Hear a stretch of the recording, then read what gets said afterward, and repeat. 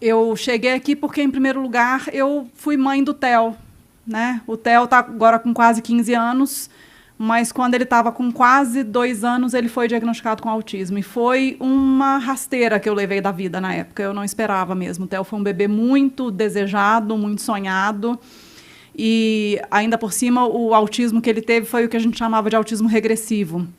Ele se desenvolveu aparentemente como um bebê típico até perto de 1 aninho, e aí ele começou a perder habilidades. Então, ele sabia bater palminha, ele parou de bater palminha. Ele mandava beijinho, dava tchauzinho, imitava, e aí, quando ele foi fazendo 1 aninho, ele parou de fazer isso tudo, e parecia que ele foi ficando mais sério.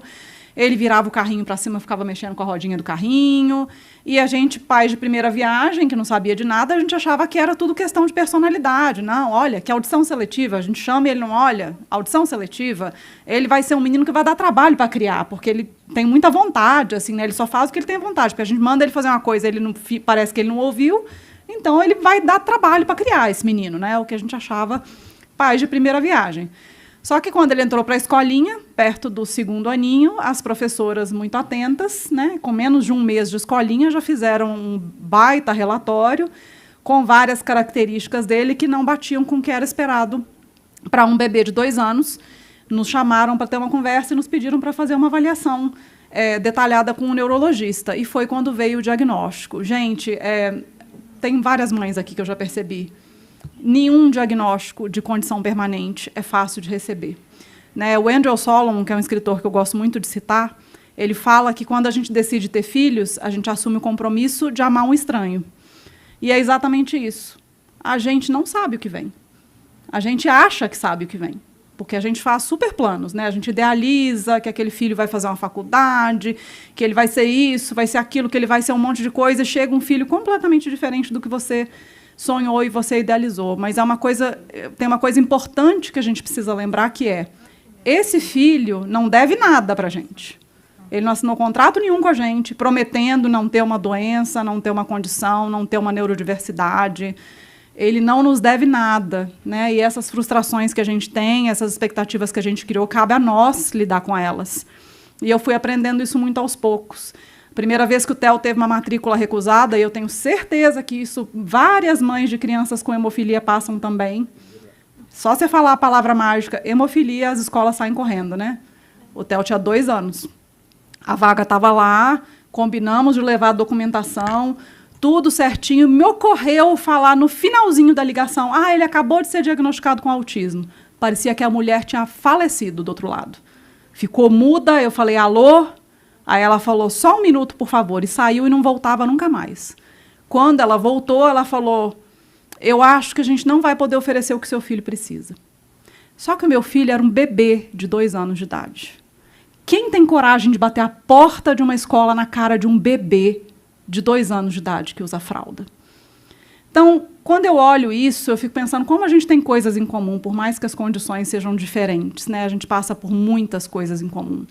Inclusive, saber que descobrir cedo é muito importante, que a intervenção certa no tempo certo é muito importante, que isso é caro, muitas vezes, e que isso vai fazer total diferença no prognóstico e na qualidade de vida que essa criança vai ter no futuro, no adulto que ele vai ser no futuro. Então, isso faz muita diferença. Eu acabei parando de trabalhar, o que é a realidade de muitas mães, principalmente porque a gente vira a mãe turista, igual eu costumo falar, né? Aqui leva para lá, leva para cá para terapia, leva para o medicamento, né? Vai atrás das coisas. E, pelo que eu já ouvi de algumas mães aqui, é esta a realidade, né? Você tem que correr atrás de onde vai fazer o tratamento do seu filho. E foi quando eu criei o Lagarta Vira Pupa, que algumas mães vieram aqui falar comigo, que me seguiam desde do Lagarta, que começou como um blog de desabafo, né, para falar sobre essa realidade da maternidade atípica, lá em 2012. Só que, na época, não tinha nada sobre autismo nas redes, né? Quando eu cheguei, tudo era mato, eu costumo brincar assim. Então, aquilo cresceu muito rápido, porque toda mãe que chegava em casa com diagnóstico e ia para o Google, a primeira coisa que aparecia era o Lagarta Vira Pupa, que esse nome veio de uma musiquinha do Cocoricó, que o Theo gostava de cantar, quando ele ainda falava, quando ele era bebê. Então, cresceu muito rápido, eu percebi que as mães não tinham informação, eu comecei a passar informação, eu comecei a perceber que, às vezes, elas queriam só ser ouvidas, que ninguém ouvia. Eu ouvia, eu dava o ombro. Aí eu fui entender que eu era exceção em tantos sentidos, Porque eu tinha um plano de saúde, a maioria não tinha. Porque o meu marido não foi embora. 80% dos maridos vão embora quando vem o diagnóstico. Meu marido ficou lá. Então, eu era muito exceção. Eu comecei a acolher essas mulheres. Aí, gente, é aquela coisa, a gente não tem escolha, né? Nada vem fácil para quem tem um filho com deficiência, com doença rara. Eu comecei a entender que eu ia ter que ir à luta, por mim e por todas as outras, que às vezes não tinham muita condição. Porque elas estavam lutando pelo pão de cada dia, elas não tinham nem condições de ser ativistas por mais nada. Aí eu comecei a participar de audiência pública, brigar por lei, brigar contra a lei. Escrevi 2 livros, virei uma pessoa pública nesse sentido. E foi assim que eu acabei chegando aqui, o Lagarta Vira Pupa virou um instituto.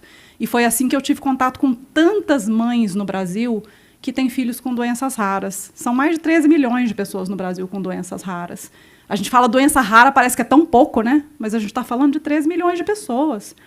E a gente está falando de condições que, na maioria das vezes, são detectadas pela genética, às vezes até dentro do útero. Mães que poderiam ser muito melhor preparadas para isso, se já se fizesse esse diagnóstico dentro do útero, mas exames que muitas vezes não estão disponíveis no SUS.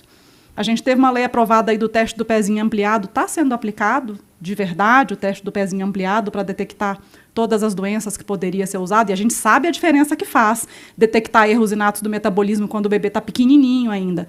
Está, de fato, sendo aplicado? A lei foi aprovada. A gente sabe a diferença que faz um diagnóstico precoce. A gente sabe o preço de um exame genético para um diagnóstico de uma síndrome rara. E a gente sabe que não é fácil isso, e que os planos de saúde não pagam. Muitas vezes o caminho é a judicialização. Aí a gente estava conversando aqui justamente que eu fico indignada quando eu vejo seminários com ministros, juízes, com planos de saúde, falando sobre o absurdo da judicialização da saúde. Precisamos diminuir a judicialização da saúde. Ora, como que a gente vai diminuir a judicialização da saúde se é a única forma que o cidadão tem acesso aos direitos dele? Ano passado, a gente teve aquela briga contra aquele absurdo daquele rol taxativo, que eu, Vanessa, que está aqui, que hoje em dia está no meu gabinete, a gente foi lá para Brasília se acorrentar na porta do STJ. Como que a gente ia conseguir sem fazer um escândalo daqueles? Como que o cidadão vai conseguir sem judicializar? A desculpa deles para o rol taxativo foi para diminuir a judicialização, é o poste mijando no cachorro, como se diz. Vamos acabar com a judicialização, tirando a possibilidade de judicializar, que é um absurdo. Então, a gente vê que está tirando o acesso à justiça das pessoas. E aí a gente é chamada de quê? Mãe guerreira.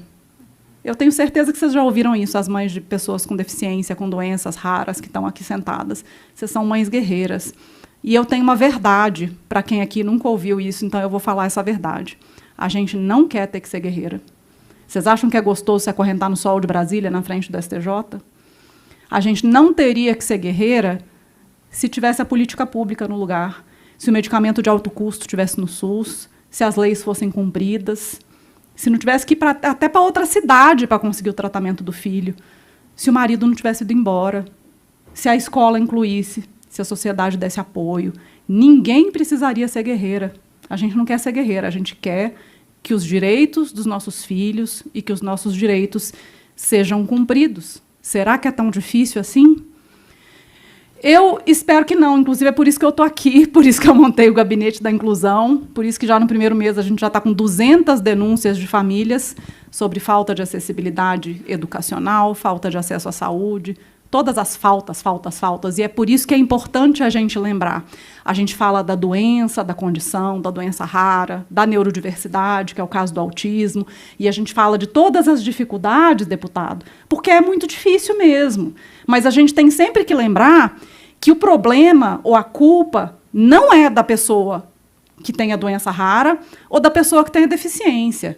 A culpa é do Estado que não dá a política pública, do Estado que não dá o medicamento de alto custo, da escola que não incluiu, da família que não acolheu, da sociedade que não acolheu. Vamos colocar a culpa no lugar certo e vamos lutar para que a gente consiga resolver tudo isso que falta em volta dessas famílias, em volta dessas pessoas.